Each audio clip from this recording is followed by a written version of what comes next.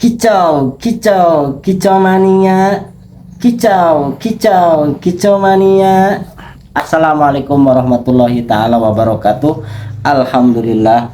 Allahumma sholli ala Sayyidina Muhammadin wa ala ali Sayyidina Muhammad, amma ba'du.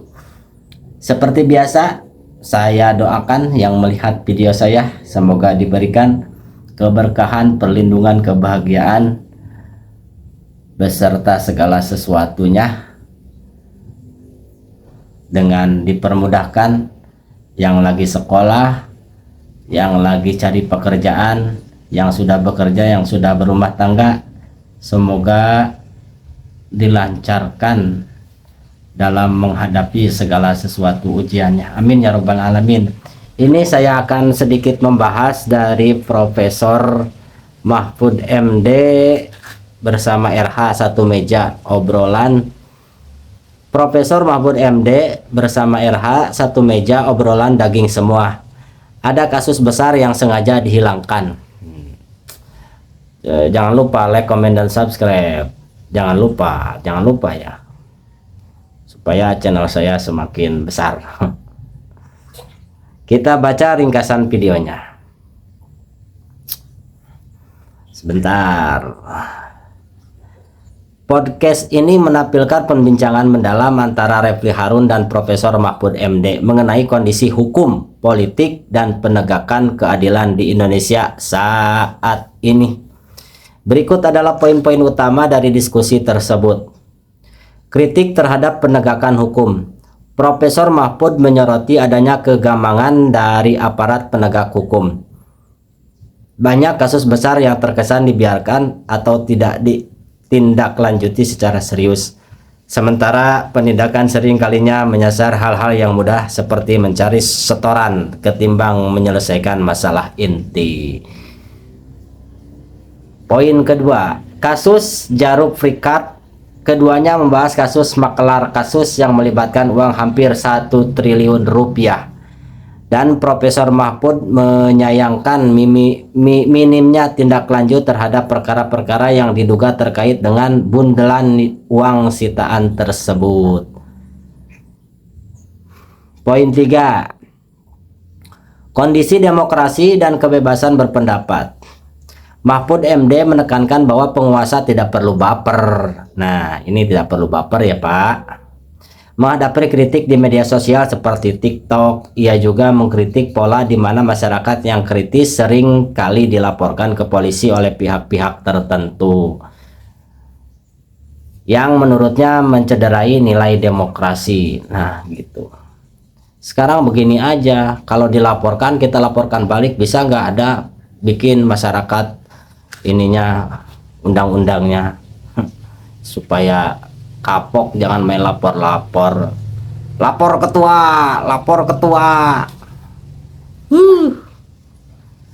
Integritas dan reformasi. Profesor Mahfud menegaskan bahwa posisinya tetap konsisten baik saat berada di dalam maupun di luar pemerintahan, yaitu berorientasi pada penegakan hukum dan pemberantasan korupsi.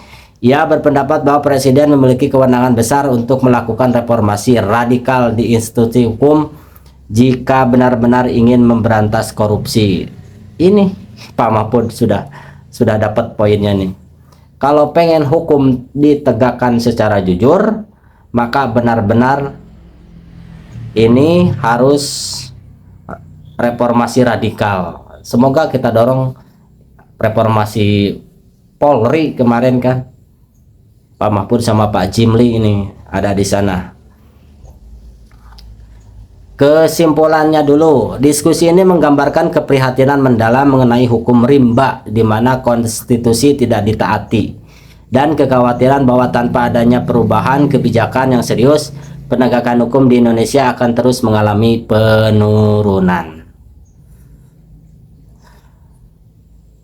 Untuk masyarakat Indonesia, mari kita belajar perlahan-perlahan, jangan terus terlena oleh yang lainnya. Sedangkan Indonesia menuju 18.000 dolar per dolar, 18.000 rupiah per dolar.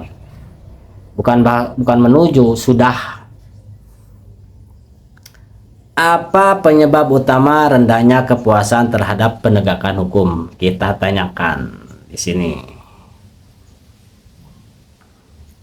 Jangan bosen di like, di komen, di subscribe, dan di komentari ya. Komentari sesuai temanya. Berdasarkan penjelasan Profesor Mahfud MD dalam video tersebut, MD itu apa? Magister apa ya? Terdapat beberapa penyebab utama rendahnya kepuasan terhadap penegakan hukum di Indonesia. Kegamangan aparat dalam penindakan. Pemerintah dan aparat penegak hukum dinilai mengalami kegamangan dalam melakukan penindasan serius. Banyak kasus besar yang justru terkesan dibiarkan atau tidak diperbarui perkembangannya kepada publik. Nah itu Sylvester Matutina itu nggak bisa, padahal masih berkeliaran itu. Tolong diperbaiki. Terus siapa lagi yang sudah jadi tersangka? Itu Sylvester. Terus lupa lagi silakan yang ingat tuliskan di kolom komentar.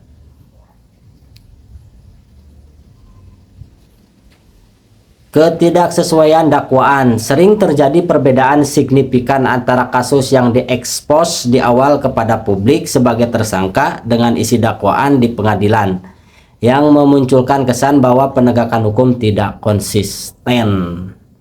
Ini jangan dilaporkan ini Pak Mahfud yang penegakan hukum tidak konsisten.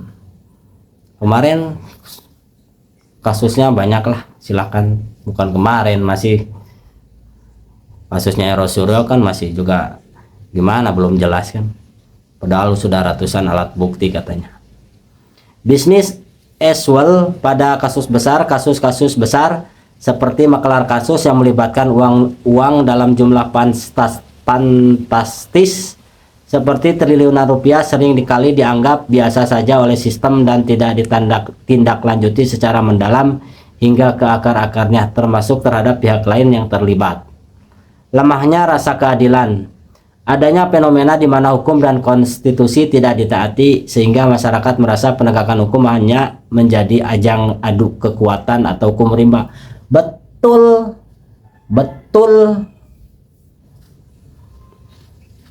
Silakan berbenah sebelum dibinasakan oleh Allah Subhanahu wa taala. Jangan takut rakyat jelata, jangan takut rakyat kecil. Kita punya Allah Subhanahu wa taala. Kita bertindak sesuai prosedur, tapi mereka tetap tidak mengikuti aturan-aturan yang ada. Kita adukan kepada Allah Subhanahu wa taala. Semoga dibinasakan sebinasa-binasanya kecuali mereka bertobat. Lanjut.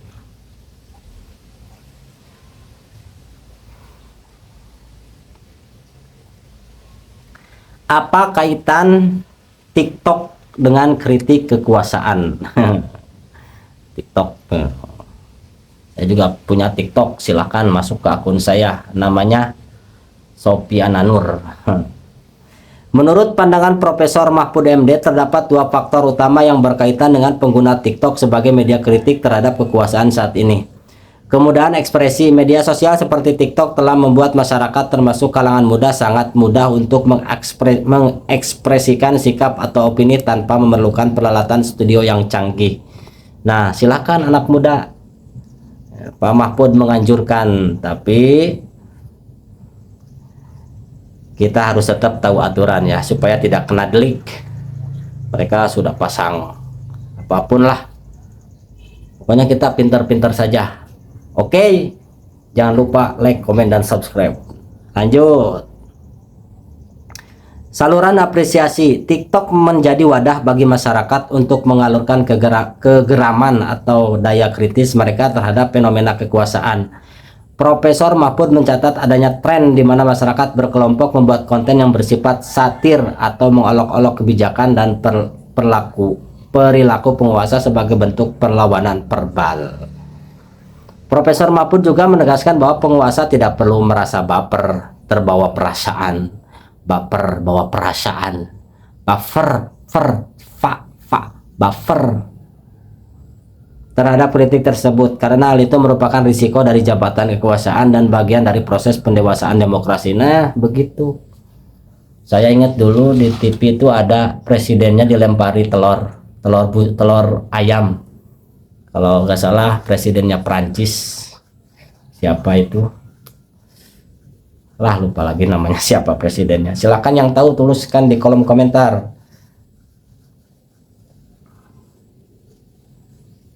Apa arti istilah golongan 16% bagi Profesor Mahfud? Coba ini satu lagi.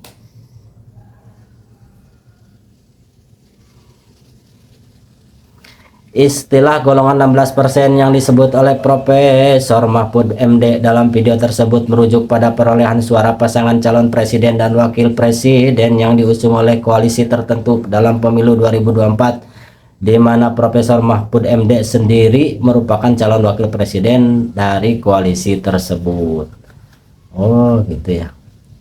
Bentar, kita pahami istilah golongan 16% yang disebutkan oleh Profesor Mahfud MD dalam video tersebut merujuk pada perolehan suara pasangan calon presiden dan wakil presiden yang diusung oleh koalisi tertentu dalam pemilu 2024, di mana Profesor Mahfud MD sendiri merupakan calon wakil presiden dari koalisi tersebut. Oh, Pak Mahfud cuma dapat 16% suara, maksudnya seperti itu. Nah, Pak Mahfud ya. Sebenarnya Pak Mahfud itu cocoknya jadi presiden, cocoknya menurut saya sih. Tapi nggak tahu rezekinya, takdirnya sudah seperti itu. Kita berdoa saja semoga kita di masa depan mempunyai pemimpin seperti Ali Khamenei. Rumahnya itu sederhana, cuman 2 kamar, tidak perlu ada apa istilah kalau di Indonesia itu penjagaan seperti itu, tidak perlu. Kenapa? Karena sudah aman negaranya. Kalau di kita ya tahu kan, perlu pengawal di kita mah. Sekian dulu ya video dari saya, semoga ada manfaatnya sedikit. Assalamualaikum warahmatullahi wabarakatuh. Kita lanjut di video selanjutnya.